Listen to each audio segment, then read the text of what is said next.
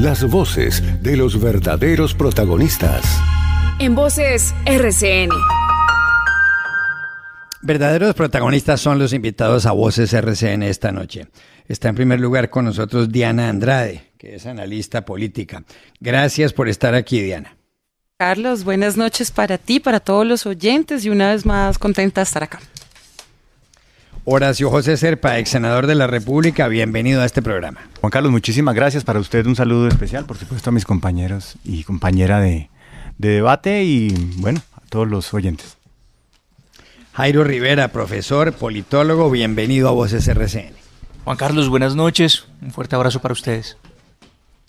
Y Miguel Uribe Turbay, senador de la República, gracias por estar aquí. Juan Carlos, un saludo especial para usted, Alejandro, a todos los compañeros del panel y a toda la audiencia. Gracias por la invitación.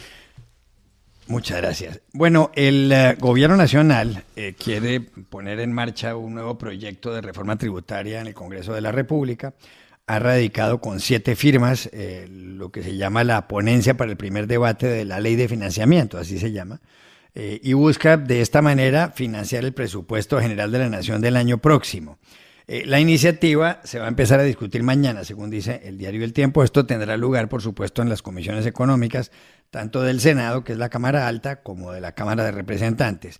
No se sabe si hay suficientes votos para aprobarla. Incluso ha habido personas que han hecho llegar allá ponencias negativas y el ministro del Interior, Juan Fernando Cristo, ha señalado que pues seguramente es muy difícil, como ocurre con los proyectos de reformas tributarias, que el Congreso apruebe lo que pretende el gobierno, un proyecto por una cantidad de 12 billones de pesos.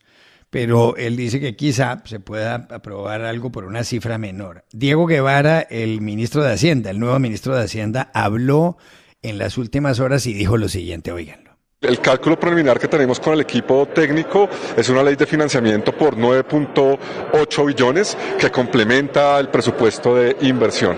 Como ustedes lo han visto en la ponencia, hemos sacado juegos de azar por las diferentes dudas de los ponentes sobre los escenarios de ilegalidad que pueda crear este tipo de impuestos, que es un tema que se debe revisar con mucha más calma, pero hemos introducido un impuesto de timbre del 1%, hemos introducido dividendos tratando de complementar el recaudo.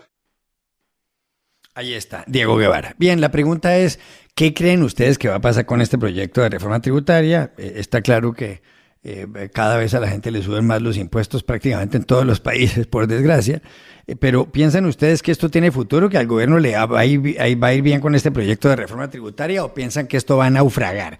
¿Qué va a ocurrir allá en el Capitolio Nacional? Y empiezo por un senador, Miguel Uribe Turbay. ¿Cómo ve usted el asunto, senador? Bueno, Juan Carlos, para comenzar yo soy ponente de esa ley o ese proyecto y mañana estaremos listos para dar el debate. Pero lo cierto es que yo no veo que se apruebe esa ley de financiamiento o reforma tributaria. Por una parte, porque es abiertamente inconveniente.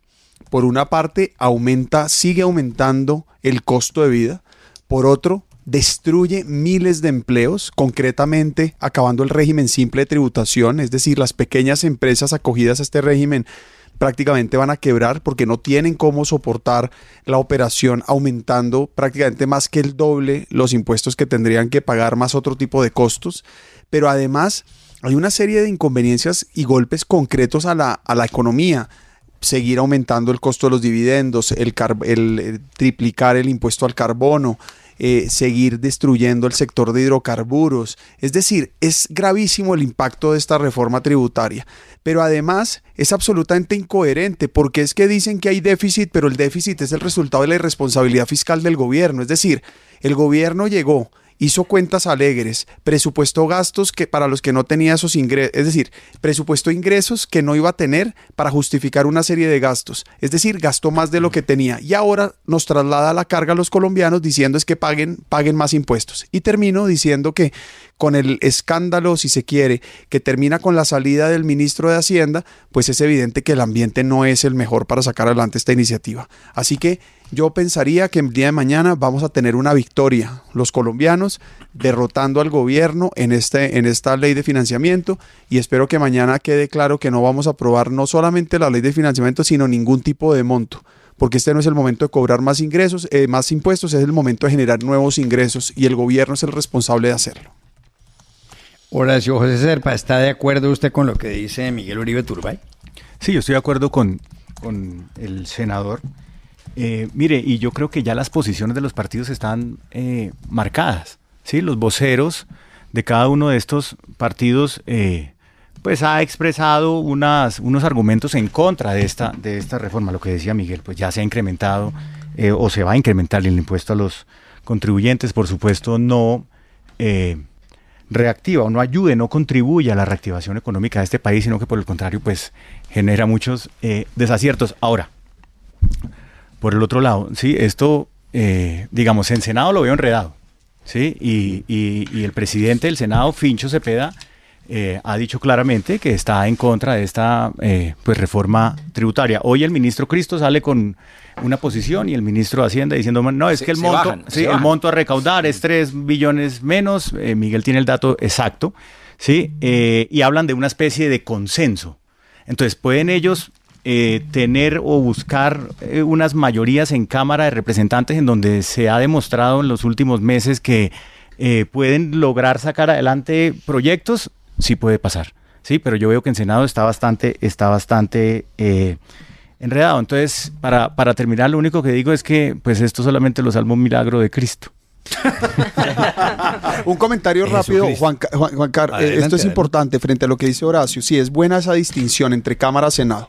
En Cámara va a tener mayorías Petro, es decir, si mañana nosotros llegamos, presentamos la ponencia negativa, del cual pues yo soy uno de los autores oponentes, como ya lo dije, vamos a presentarla, probablemente en la Cámara nos nieguen, recuerden que son comisiones conjuntas, quiere decir que son 4 comisiones, 2/3 de Senado y Cámara y 2/4 de Senado y Cámara, y para que un proyecto sea aprobado debe ser aprobado por las 4 comisiones, con una sola que lo niegue queda negado. Entonces, ¿qué va a pasar mañana? Ponencia de archivo, seguramente la Cámara no la niega, pero después nos presentan la ponencia positiva y probablemente el Senado, pues probablemente creo yo estar muy seguro de que el Senado la va a hundir, bien sea comisión tercera o comisión cuarta, pero esa distinción es muy importante porque la Cámara todavía mantiene mayorías el gobierno. Pero doctor Miguel Uribe, ¿no hay un riesgo de default como el presidente lo ha venido exponiendo de tiempo atrás? Dice, oiga, nos podemos entrar en una situación de impago. Alejandro, claro que hay un riesgo de default, pero la responsabilidad es de Petro. Es decir, Petro recibió en el 2022 un país que venía recuperándose gracias al recaudo por el crecimiento económico. Recogió más de 40 billones de pesos por utilidades de Ecopetrol extraordinarias, 12 billones de pesos de recaudo extraordinario por la reforma de la evasión y el crecimiento económico, más de 15 billones por el sector minero. Venía boyante de alguna manera y el gobierno tenía la capacidad, incluso se le aprobó una reforma tributaria en el 22. ¿Qué pasó con toda esa plata? Pues pasó que el gobierno aumentó en más de 100 billones de pesos el gasto en funcionamiento, el derroche ha sido monumental, la corrupción ha sido monumental y entonces por ser irresponsables nos quieren clavar otra reforma inaceptable. Entonces, desde hace 2 años vengo diciendo, si el gobierno sigue así va a haber default. ¿Y por qué va a haber default? Por la persecución al sector hidrocarburos y a la iniciativa privada, por la incertidumbre que genera este gobierno, por la reforma tributaria, más la reforma laboral, más las demás reformas en contra del aparato productivo. Y eso, sumado a la irresponsabilidad fiscal, pues claro que puede llevar a la violación de la regla fiscal y eso va a podría generar el problema de default, que no es otra cosa que la quiebra del país. O el impago de la deuda. Claro, senador Uribe Turbay, yo le quiero preguntar lo siguiente. Los oyentes, la mayor parte de los oyentes saben que un proyecto de ley pues llega a una Cámara, por ejemplo al Senado de la República o la Cámara de Representantes, tiene que ser aprobado en una comisión, que es un grupo de senadores o representantes que se encargan de un tema determinado, tiene que ser aprobado en la plenaria de esa misma Cámara y posteriormente va a la otra donde pasa lo mismo. Aprueban esa iniciativa en la comisión, luego en la plenaria, y al final termina eso convertido en ley si tiene los votos suficientes y el presidente la sanciona la ley, es decir, que la firma. Cuando se trata de una reforma constitucional, de un acto legislativo, ese procedimiento se multiplica por 2 y entonces por supuesto es más lento. Pero usted ha hablado de que usted es un ponente. ¿Cómo esa palabra la usamos todos los días aquí en este programa? ¿O la usan quienes intervienen? ¿Eso qué es exactamente? ¿Qué es ser ponente de un proyecto de ley? Cuando un proyecto, Juan Carlos, se radica, bien sea que venga del gobierno, de iniciativa del gobierno o de iniciativa de los congresistas en una de las comisiones, el presidente de la comisión nombra ponentes. ¿Qué es un ponente? Si se quiere, es el líder de la discusión del proyecto durante todo su trámite. Obviamente en la Cámara es un representante, en el Senado es un senador. Y por lo general, cuando son proyectos de iniciativa de los senadores, el ponente que se pone es un ponente, por lo general es uno solo, y es un ponente cercano a la iniciativa, es decir, es un líder de la iniciativa que la quiere sacar adelante. Pero cuando son proyectos de iniciativa del gobierno, se ponen por lo general varios ponentes.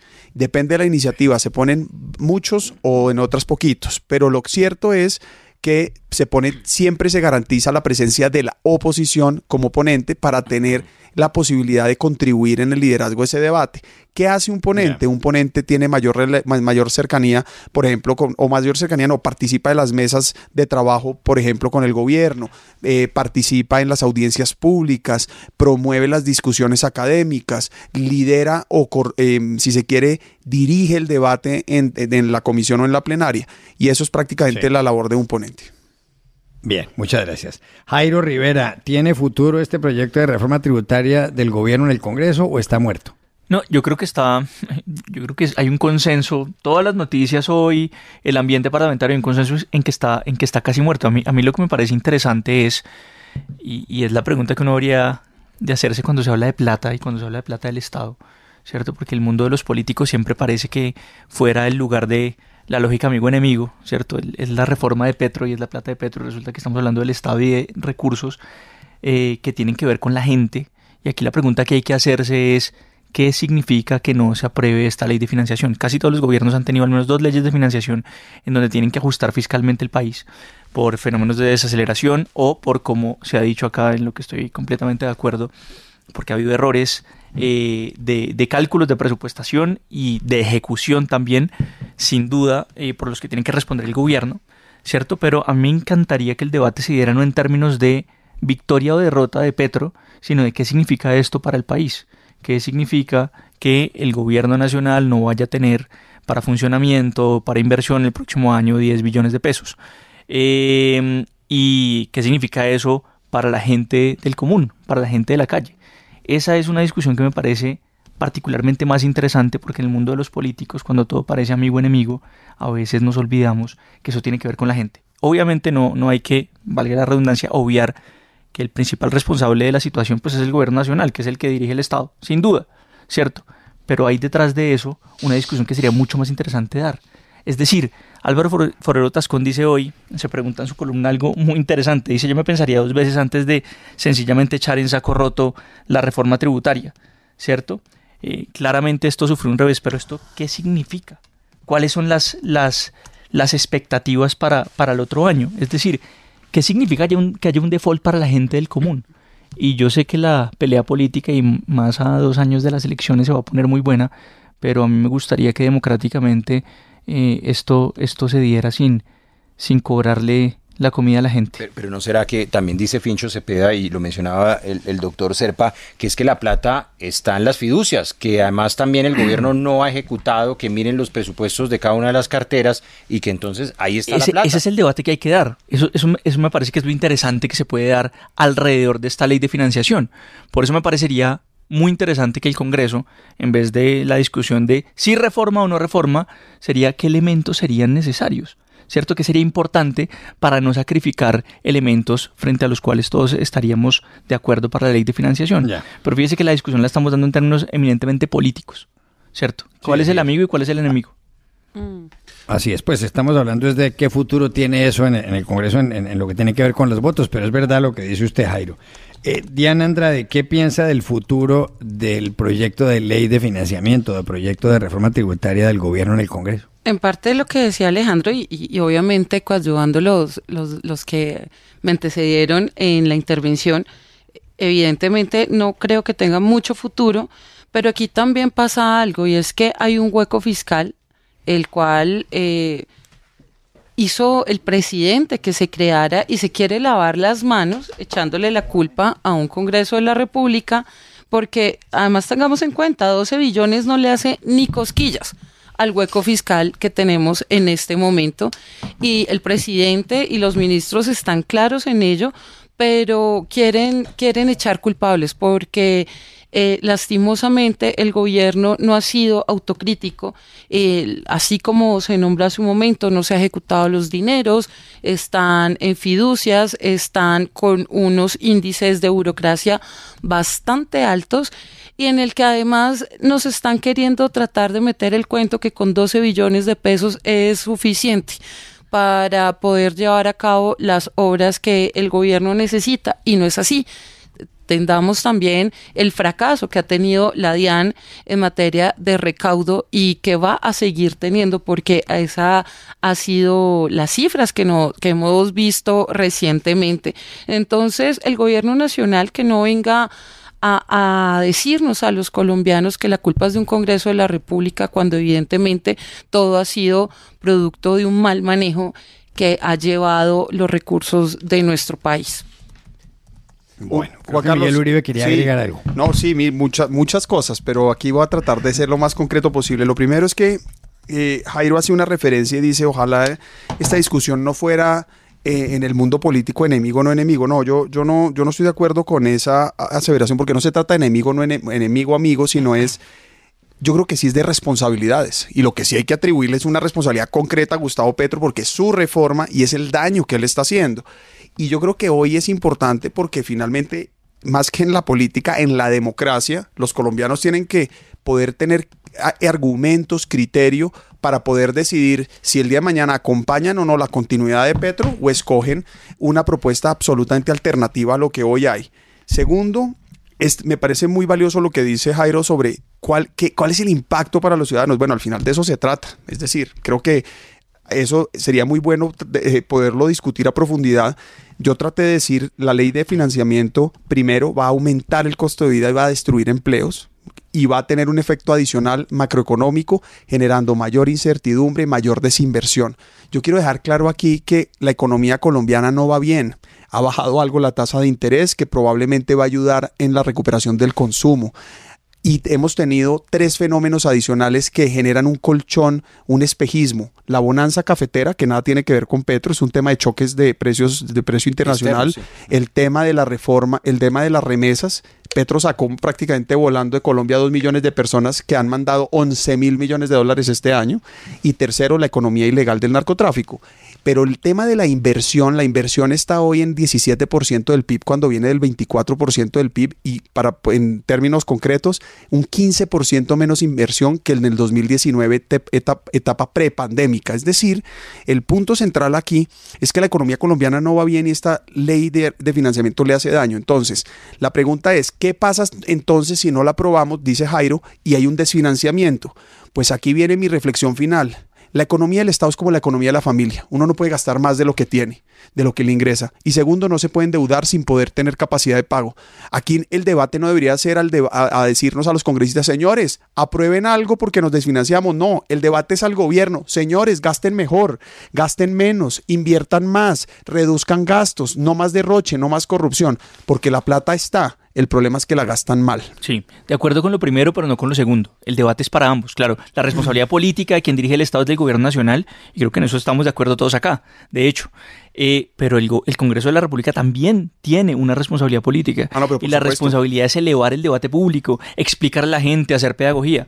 Y entonces, en el marco de eso es que es importante que esto no se presente, como fue presentado inicialmente, como un problema de que vamos a derrotar a Petro. No, aquí el problema no es derrotar a Petro, no. Aquí el problema es que tengamos un Estado de Derecho más democrático, que lo que hagamos en términos fiscales pueda incentivar la economía, pueda incentivar la empresa, ¿cierto? Que no quede la gente afectada, que no queden los estudiantes afectados, o que no queden afectadas las madres cabeza de familia. Ese son el tipo de cosas que hay detrás de una ley de financiamiento. Entonces, me encanta que el debate se dé en los términos de la cualificación, pero claro que el Congreso de la República tiene una responsabilidad política de elevar el debate y de cualificarlo.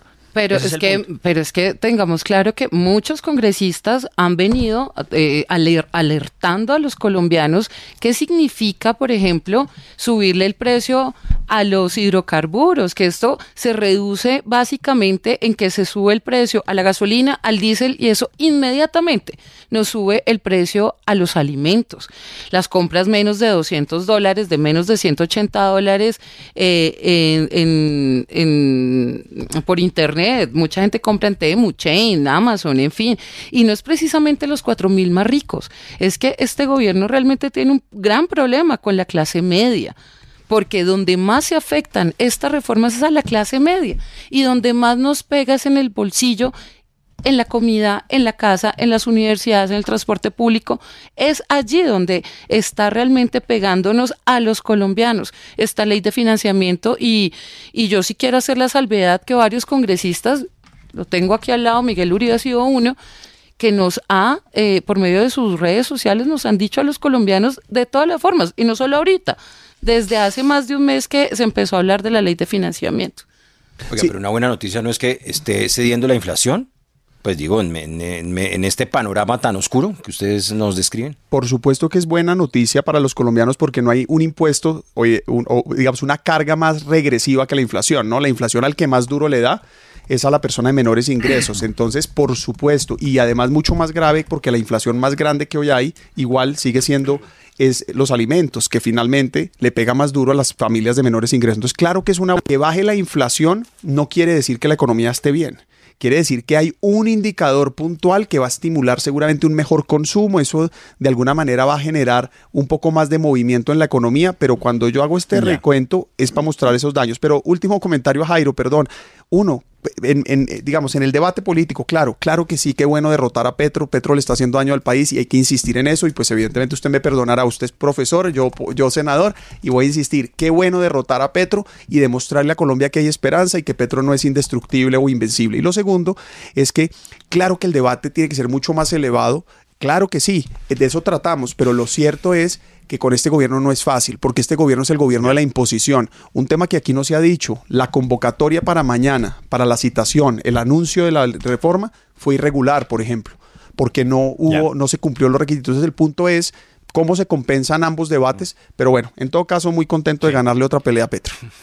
Bueno, voy a una pausa, tengo que ir a una pausa y ya volvemos. 7:58. Continuamos En Voces RCN.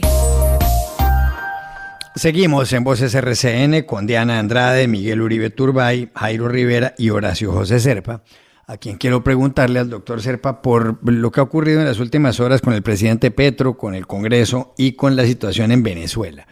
La Cámara de Representantes le ha recomendado al presidente que se pronuncie con respecto a lo que ha pasado en Venezuela en las elecciones presidenciales del 28 de julio. Además le ha hecho ver que Nicolás Maduro aparentemente se va a posicionar el próximo 10 de enero con base en unos resultados que a todas luces fueron engañosos, porque las actas que se conocen dicen que quien ganó las elecciones fue Edmundo González Urrutia, el candidato de la oposición, que estaba apoyado por María Corina Machado, pero el presidente Petro, ante el pronunciamiento del Congreso de la República, respondió que él es quien maneja las relaciones exteriores de Colombia, que él es el responsable, que él invita al Congreso a no invadir, fue la palabra que usó, la esfera constitucional del jefe del Estado, y que él dijo además, el presidente, que en su momento él decidirá si asiste o no a la posesión del presidente de Venezuela. Pero lo cierto del caso es que, aunque Colombia no ha reconocido que Maduro ganó las elecciones, repito, a todas luces, Maduro se robó las elecciones. Hubo un fraude en Venezuela, eso es lo que ha señalado el Centro Carter, lo que han señalado una gran cantidad de países y lo que se concluye, insisto, de las actas que se conocen. ¿Con qué ojos mira usted este asunto del presidente Petro, dejando abierta la puerta que podría ir a la posesión de Maduro, doctor Zerpa? Pues la verdad, Juan Carlos, sería un error craso del presidente asistir a Venezuela. Sí, en Venezuela no hay democracia, hay un régimen autoritario. Sí, y la presencia del presidente de Colombia validaría ese régimen. 1, 2. Sí, Colombia en su espíritu democrático debe reconocer procesos democráticos. Sí, y esto podría también, además, afectar relaciones con otros países que han expresado su rechazo al fraude que hubo en las elecciones pasadas en Venezuela, que está plenamente comprobado. Reinó el fraude. Ahora, usted también lo dice, más de 70, 80 congresistas, no sé el número exacto, ha solicitado no asistir a esa posesión. Sale Petro a decir, señores, respeten el fuero presidencial. Sí, pero esto también termina profundizando divisiones internas en el Congreso, y el presidente de la República tiene una agenda legislativa, y el presidente de la República quiere aprovechar estos últimos días antes de salir de receso para sacar adelante unas reformas, y va a necesitar estos votos, para así decirlo, en las otras reformas. Entonces, si él desafía al Congreso, claro, está en toda su libertad de hacerlo, pues eso también le puede resultar muy caro, y también es el costo ante la opinión pública en Colombia. Yo miraba esta tarde unas noticias, ¿sí? Y a finales de noviembre, Cifras y Conceptos hizo una encuesta con la Fundación Konrad Adenauer, y más del 90% de los encuestados no quiere que el presidente Petro vaya a Venezuela a validar el régimen de Maduro. El 58% de esos encuestados, ¿sí?, busca y reitera y le pide, pues, en esa encuesta al presidente que solicite nuevamente las actas. Es decir, pues yo creo que el presidente se mete en un problema muy grave, muy grande. Que ha sido muy obsecuente con el presidente, que es la que termina aprobando esa proposición. Claro, exacto. Entonces la Cámara o los 70, 80 congresistas van a decir, señor presidente, no lo haga. Esos son los amigos o los cercanos del gobierno, y sale Petro a mostrarle los dientes. Pues eso me parecería un error. No debería ir a Venezuela, sería pegarse un tiro en un pie. Jairo Rivera, ¿está de acuerdo con Horacio José Serpa? Sí, totalmente de acuerdo, pero quisiera dar un contexto adicional que es importante para que no perdamos de vista la complejidad de lo que va a pasar de aquí en adelante en las relaciones con Venezuela. Pase lo que pase y sea el gobierno que sea, o sea, llegue el gobierno que llegue, vamos a tener que afrontar una situación muy difícil, porque recordemos el contexto de lo que está pasando acá. Tuvimos un gobierno, que fue el gobierno de Iván Duque, que hizo una estrategia absolutamente fallida de relaciones con Venezuela, y que generó, entre otras cosas, una consecuencia indeseada de aumento de los flujos migratorios, unas pésimas relaciones, unos fracasos, no solo en el famoso concierto de la frontera, sino con el famoso Pacto de Lima, no el que nos gusta, el de Falcao, sino el otro Pacto de Lima. Y entonces llegó el gobierno Petro y se metió en una encrucijada muy difícil. No solo el gobierno de Petro, sino que también Lula da Silva tiene la misma encrucijada, porque ellos lo que intentaron fue lograr un proceso de transición pacífica en Venezuela hacia la democracia. Pero lo que obviamente estaba pasando en la consolidación de la dictadura en Venezuela es que lo que ha venido haciendo el régimen venezolano durante los últimos 10 años por lo menos es salirse de la esfera de influencia económica de los Estados Unidos y lograr, y eso ya lo han venido logrando, ¿cierto? Esto no hay que perderlo de vista, lograr entrar en una esfera de influencia económica distinta que les permita mantener el régimen político que actualmente tiene Venezuela, que es un régimen político autocrático, dictatorial, por fuera de esa esfera de influencia, y por ende que las sanciones y las presiones internacionales pues no tengan un efecto significativo. Entonces, la encrucijada que tiene Colombia es muy difícil. Yo creo que en muchos aspectos el presidente Petro ha manejado bien la circunstancia. ¿En qué aspectos? El primero de ellos es que Venezuela va a seguir estando allí, va a seguir siendo un país vecino, va a seguir siendo un país con el que tenemos relaciones comerciales, con el que tenemos además relaciones migratorias muy fuertes. Y entonces, ¿qué va a pasar a futuro con Venezuela? ¿Cierto? Independientemente de lo que pase, creo que la posición de Colombia tiene que seguir siendo: no se reconocen los resultados, porque obviamente lo que se dio fue un proceso electoral en donde no hay claridad, no hubo transparencia. Lo que parece, según las evidencias que tenemos, es que quien fue triunfador de ese proceso fue Edmundo González, no Nicolás Maduro, y sin embargo no hay mecanismos de presión, digamos, más fuertes, más allá de lo que ya se ha hecho, que puedan asegurar un resultado distinto. Entonces, en ese contexto, uno, sería una torpeza completa del presidente Gustavo Petro asistir, porque sería reconocer, es decir, contradecir lo que él ya ha dicho que no va a hacer, porque Petro ha dicho, Colombia no reconoce los resultados electorales de Venezuela, ¿cierto? Y eso ya se fue así, porque igual en Venezuela ya hubo posesión, ya hubo todos vimos esta obra de teatro que sucedió con el Consejo Nacional Electoral en Venezuela, etc. Y sin embargo, sigue siendo un país vecino, tenemos relaciones comerciales, somos pueblos hermanos. Entonces, el manejo de esas relaciones tiene que ser muy distinto a lo que pasó en el pasado y que nos trajo todas las consecuencias indeseables del mundo. Es decir, el peor manejo de esa situación fue el que se dio durante el gobierno de Iván Duque. Entonces, fíjense que es una circunstancia mucho más compleja que solamente posicionarse políticamente, porque sea cual sea el gobierno que llegue, se va a enfrentar con una situación muy similar a esta. Bueno, Diana Andrade, ¿qué opina del asunto? Bueno, realmente recordemos que Murillo, el canciller Murillo y Petro dijeron hace varios meses que ellos preferían mantenerse a un lado hasta tanto no se conocieran las actas que determinaran quién había sido el ganador. Han pasado 4 meses de las elecciones en Venezuela y el gobierno de Nicolás Maduro no ha demostrado una sola acta, el cual de la victoria rotunda de él.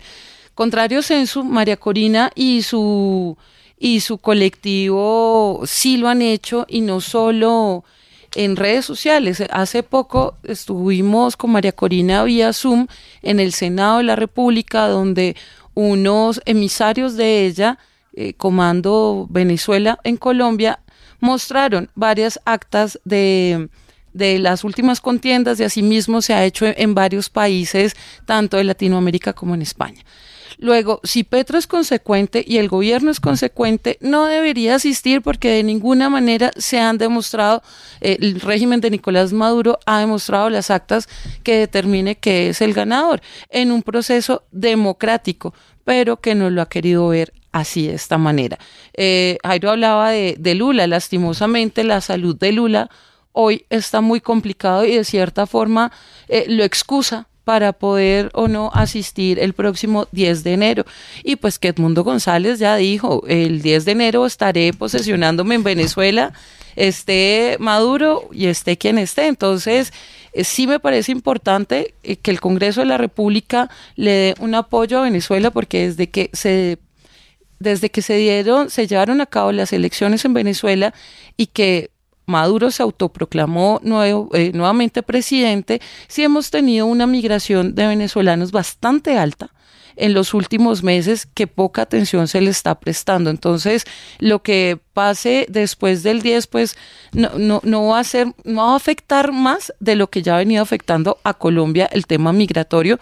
Luego, si apoyamos a Venezuela a retomar su democracia, y los países de la región, que por medio de las Naciones Unidas, por medio del Instituto Carter, Estados Unidos, etcétera, etcétera, pues seguimos apoyando a que Venezuela vuelva a su democracia, pues de esta forma sí se nos aliviará un poco las cargas económicas a los colombianos con el tema migratorio.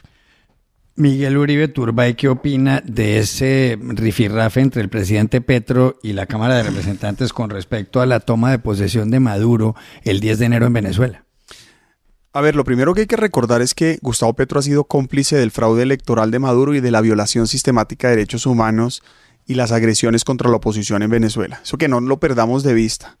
Es decir, en Venezuela el nivel de represión que hoy están viviendo los venezolanos es gigantesco. La oposición está perseguida. María Corina, la que ganó las elecciones, está escondida, perseguida por las autoridades de la dictadura, y el presidente electo está exiliado, ¿no? Eso es lo que está pasando hoy en Venezuela. Y a todo aquel que le ven un chat, un mensaje, una red social en contra del gobierno o a favor de Edmundo, lo capturan por lo que dice en su celular. Es decir, cero libertad de expresión, cero libertad de prensa, prácticamente lo que hay allá es una represión absoluta. Entonces Gustavo Petro guarda silencio y prácticamente lo que dijo al comienzo fue, bueno, muéstrennos las actas, buscando tener un equilibrio. Bueno, primero guardó silencio, después pidió las actas. Nunca hubo actas porque no las hay, es evidente que hubo un robo electoral, y entonces ha jugado con ganar tiempo. Nos trataron de vender la narrativa de que era mejor no pelear con Maduro porque estaban haciendo un tipo de mediación entre México, Brasil y Colombia para generar una transición. Petro logró llegar al momento, al descaro, a decir que por qué no negociaban el poder, ¿no? Y yo aquí quiero dejar claro que la democracia no se negocia. el que gana las elecciones gobierna. Es como si le hubiéramos dicho a Petro, oiga, usted ganó, pero entonces ¿por qué no cogemos año y año entre oposición y gobierno? No, ni mucho menos. El gobierno que ganó en Venezuela o el presidente que ganó es Edmundo González. Dicho todo lo anterior, yo lo que creo es que el 10 de enero comienza un momento mucho más complejo en la relación, y no solo para Colombia, sino para muchos otros países, porque de alguna manera, en gracia de discusión, si Edmundo hubiera sido reconocido, igual no hubiera gobernado hasta el 10 de enero. Es decir, hasta el 10 de enero se supone, aunque ilegalmente, pero estaría Maduro igual. Maduro, digamos, se mantendría, pero el 10 de enero ya arranca, digamos, el efecto del robo electoral. Entonces, lo primero es que creo que si Petro va, pues está contradiciendo y está cayendo en su propia mentira, ¿no? Porque nunca llegaron las actas, porque finalmente nunca se validó el triunfo electoral de Maduro.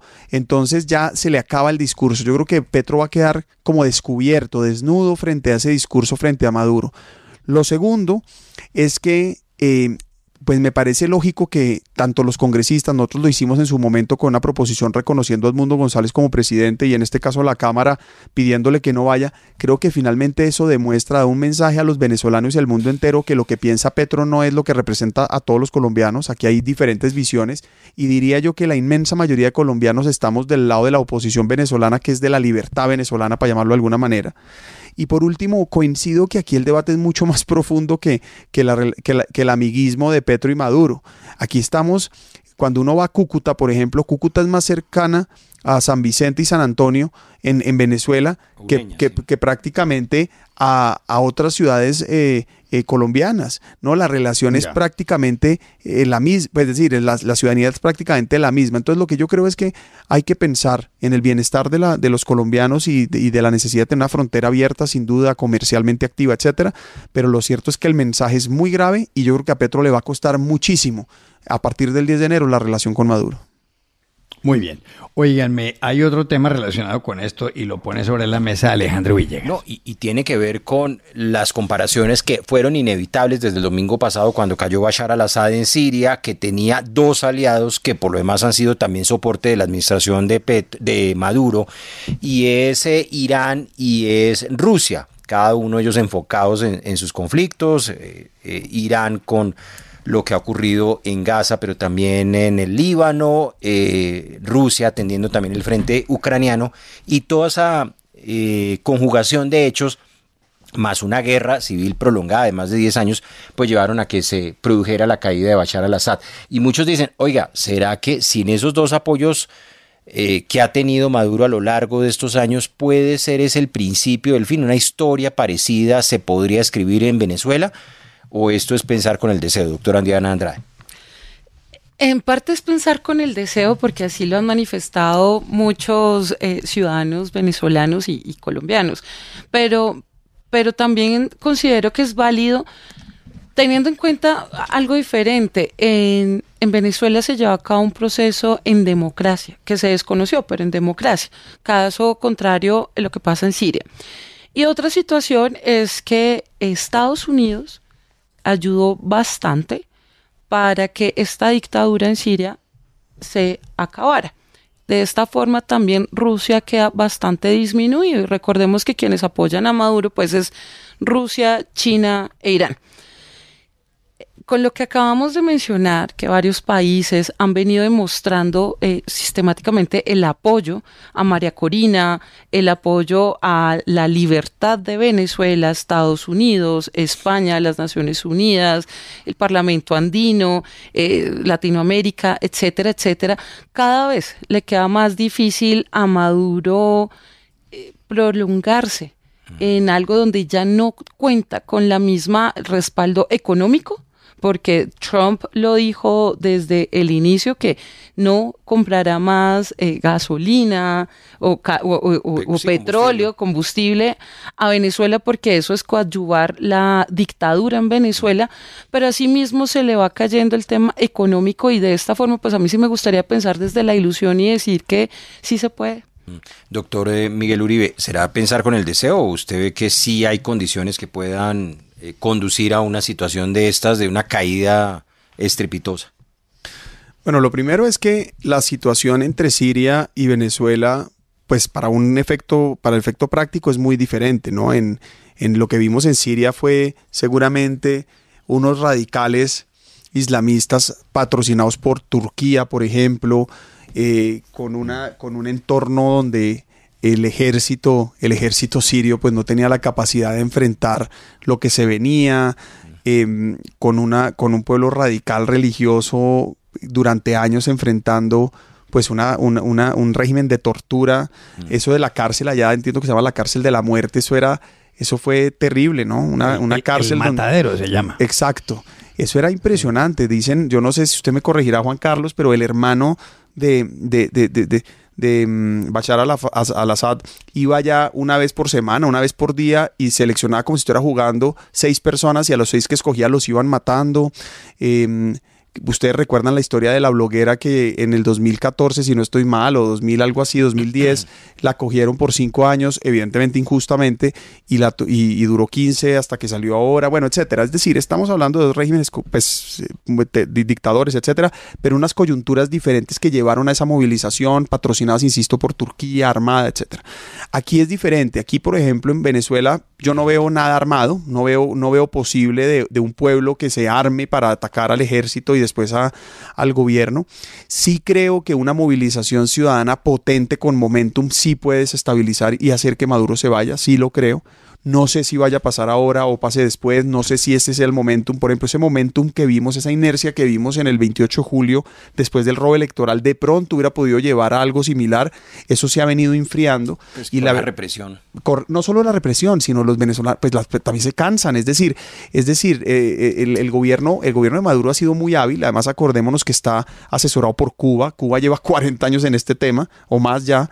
Entonces, finalmente tiene una capacidad de manejo muy bárbara ya. Pero para terminar, hay un efecto que tiene Maduro, y es un ejército que sí es leal a él. Aquí todavía se cree, o dicen algunos, que ese ejército se viene infiltrando por la oposición. Ojalá fuera así, pero mientras él tenga el control del ejército, va a ser prácticamente imposible que una movilización de estas lo tumbe. Pero bueno, ojalá se fuera. Tarde o temprano. Para Colombia es fundamental. En Colombia nunca habrá paz si en Venezuela no hay libertad, y definitivamente es necesario que se acabe ese régimen del terror en Venezuela. Doctor Serpa, ¿estamos pensando con el deseo? Yo creo que un poco, pero varias reflexiones. Primero, pues sí existe una fragilidad de los regímenes autoritarios, ¿sí? Entonces, incluso todos estos gobiernos que son, digamos, no aprobados por la comunidad internacional, ¿sí? Así sean respaldados por unos países poderosos internacionales, pues pueden colapsar, ¿sí? Entonces sí existe pues una vulnerabilidad, no son invencibles. 2, esa dependencia de esos aliados pues no le genera absolutamente nada, ¿sí? A largo plazo. Sí, entonces uno sí podría decir, bueno, podría haber alguna preocupación en el entorno cercano de Maduro, ¿sí? Y lo que yo sí pienso es que hay como un impacto moral en la oposición, ¿sí? Que acá la oposición, como ya lo decía Miguel, es una oposición democrática, es una oposición estructurada, ordenada, pues cero militar, etcétera, sí, pero sí deja como un aliciente. Hombre, hay que seguir ejerciendo presión, hay que seguir organizándonos para golpear a todo lo que significa Maduro, pero en términos generales, pues es otro escenario. Doctor Rivera, ¿es otro escenario o usted encuentra ahí elementos que por lo menos hagan pensar que un escenario como ese es probable en Venezuela?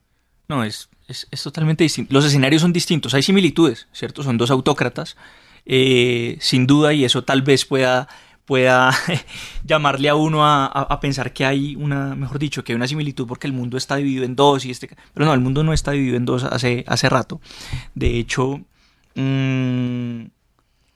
creo que ese es momento para aprovechar para hacer cierta pedagogía sobre el mundo hacia el que vamos, ¿cierto? Porque y espero que esta no sea esa torpeza no la vayan a cometer los políticos colombianos de ninguna ideología, y es vivir en el mundo bipolar de hace 30 años en donde había una Unión Soviética y un mundo capitalista. No, ese no es el mundo ya en el que vivimos. Este es un mundo en donde ya tenemos una nueva potencia comercial, que es China, ¿cierto? Y que tiene un manejo de las relaciones internacionales muy distinta a la de Rusia, pese a que son aliados, ¿cierto? Pero su manejo no es igual. A China no le importa si un gobierno es de derecha o es de izquierda. Eso no, eso no, ¿cierto? Le importa obviamente expandir su dominio comercial, como lo hizo en otra época o como lo hicieron en otra época los Estados Unidos, y para muchos países, incluyéndonos a nosotros, eso en muchos aspectos es beneficioso, como lo estamos viendo en Bogotá con el metro, como lo estamos viendo con transferencias tecnológicas que, por ejemplo, las compañías norteamericanas hoy ya no nos pueden dar porque la situación económica es distinta. Entonces, en ese contexto, creo que hay que mencionar un par de cosas. La primera de ellas es que el régimen de Maduro actualmente es lo más cercano a un régimen mafioso. No es un sistema político, y por eso hablamos, no hay allí un sistema político ni siquiera dictatorial en donde podemos decir las instituciones están construidas así.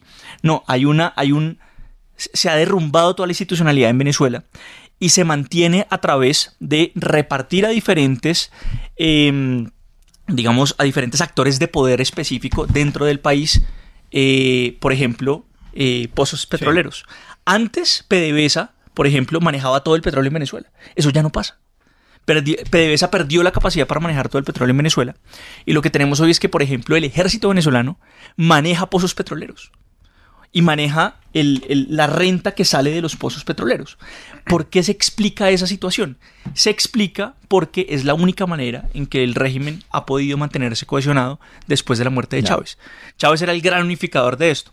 Entonces, lo que tenemos en este momento es que es ese régimen autocrático que ha tenido un triunfo en lograr salirse de la esfera de influencia económica de los Estados Unidos, tiene un problema que es interno, y que es que se está fracturando también internamente, porque los poderes específicos al interior de el partido de gobierno, Diosdado Cabello, etcétera, los conocemos, ¿cierto? Generan fisuras al interior del propio gobierno. Lo que tenemos, en cambio, en Siria, qué pena, termino con esto rápidamente, es algo muy distinto, y es pura y física geopolítica de la más dura, es puro realismo político. Aquí no hay buenos y malos, ¿cierto? Aquí lo que hay es muchos malos. Fíjense ustedes, el jefe que se toma el poder y que llega a Damasco es un tipo que hace 5 años era el perseguido número 1 por los Estados Unidos, porque era uno de los líderes buscados y asociados a ISIS, al Estado Islámico, ¿cierto? Es un régimen que no llega a instalar pues la democracia ni nada parecido. De hecho, lo que va a haber aquí es una pugna entre los grupos que se aliaron para derrocar a Bashar al-Assad por el poder político, y el futuro de Siria no se ve particularmente prometedor. Es sumamente difícil. ¿Por qué fueron apoyados por los Estados Unidos? Porque era una victoria fácil, tanto para los Estados Unidos como para Israel, apoyar a esos grupos que eran súper enemigos hace 4 años, pero son grupos... es decir, no es para nada un futuro prometedor. Lo que vemos en Siria es pura y física geopolítica, sin buenos y malos, sino de puros intereses y realismo político durísimo. Bueno, se nos acabó el tiempo, por desgracia. Señores, gracias Diana Andrade por haber estado aquí, Miguel Uribe Turbay, Horacio José Serpa y Jairo Rivera, y a ustedes los espero mañana en Voces RCN, 8 de la noche, 29 minutos.